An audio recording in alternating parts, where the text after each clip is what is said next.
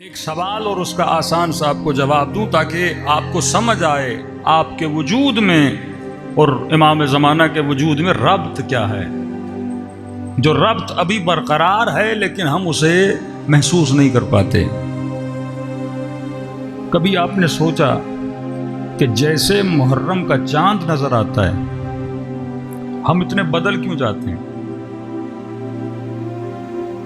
जैसे मुहर्रम का चांद नजर आता है बंदा गमगीन हो जाता है। क्यों हम गमगीन हो जाते हैं? वो कौन सी चीज है जो हमें गमज़दा करती है? क्या सिर्फ यही कि इमाम हुसैन करबला में शहीद हुए? फिर पूरी दुनिया गमगीन क्यों नहीं होती? शिया गमगीन क्यों होता है? फरमाते हैं जब मुहर्रम का चांद नजर आता है तो दिल इमाम ज़मा गमगीन हो जाता है, कल्ब हुज्जत खुदा गमगीन हो जाता है। और क्योंकि शियों का रब्त है अपने इमाम के साथ, तो जो असर उनके इमाम पे पड़ता है उसका थोड़ा सा असर हमारे ऊपर भी पड़ता है। अब इस मजमे में अगर 100 लोग हैं, जिसका इमाम के साथ रब्त जितना मजबूत होगा वो उतना ज्यादा दुखी होगा, क्योंकि जितना मौला के कल्ब के करीब होगा तो मौला के असरात इसके ऊपर ज्यादा तारी हो जाते हैं। क्यों फरमाया, कहा मौला जनाब सलमान को यह मकाम क्यों मिला? कहा क्योंकि सलमान की अपनी जिंदगी में कोई मर्जी नहीं थी, सलमान की अपनी कोई चाहत नहीं थी। सलमान वही चाहता था जो अली इब्न अबी तालिब चाहते थे।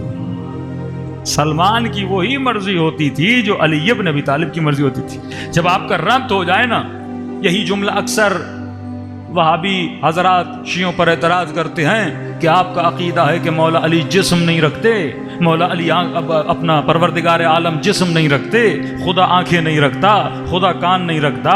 जब खुदा कान और हाथ और बदन नहीं रखता फिर आप खुद क्यों कहते हो कि अली ऐनुल्लाह है, अली यदुल्लाह है, अली वजहुल्लाह है, अली लिसानुल्लाह है? तो एक तरफ तो कहते हो खुदा का कोई जिस्म नहीं है, दूसरी तरफ कहते हो कि अली ऐनुल्लाह है, अली वजहुल्लाह है, अली यदुल्लाह है, अली उज़ुदुल्लाह है। तो ये बातें तो मिलती जुलती नहीं है, लिहाजा तुम लोग शिर्क कर रहे हो कि अली को अल्लाह की आंखें बना दी, अली को अल्लाह के हाथ बना दिए। तो आज का जवाब इसका जवाब कैसे देगा? अक्ल हो तो बंदा जवाब दे, मारिफत हो तो आदमी जवाब दे सकता है। मिसाल के तौर पर मैं इस मिंबर पर बैठा हूं, आप सबसे पूछा जाए कि यह हाथ किसका है तो सब कहेंगे मौलाना का हाथ है। और मजमे से कोई हाथ बुलंद करे तो बोला जाएगा क्या वो मौलाना का हाथ है? कहेंगे नहीं, मौलाना का हाथ नहीं है, एक मोमिन का हाथ है। दो चीजें, एक मर्तबा मैं जबान से कहता हूं कि मजमे से फला बंदा उठे और पानी का गिलास मुझे दे, तो आपने मेरी आवाज सुनी, आप उठे, आपके हाथों ने पानी का गिलास उठाया और मौलाना को पानी पिला दिया। लेकिन एक मर्तबा में मिंबर पर बैठकर कहूं नहीं, सोचूं, इरादा करूं। दो लफ्ज हैं, इरादा उसके बाद कलाम होता है, लेकिन मैं कलाम ना करूं, सिर्फ इरादा करूं, जहन ही जहन में इरादा करूं कि भाई ये जनाब उठे और मुझे पानी पिलाएं। सवाल यह है, क्या ये मेरे इरादे को समझेंगे? गौर से सुनिएगा, क्या ये मेरे इरादे को समझेंगे?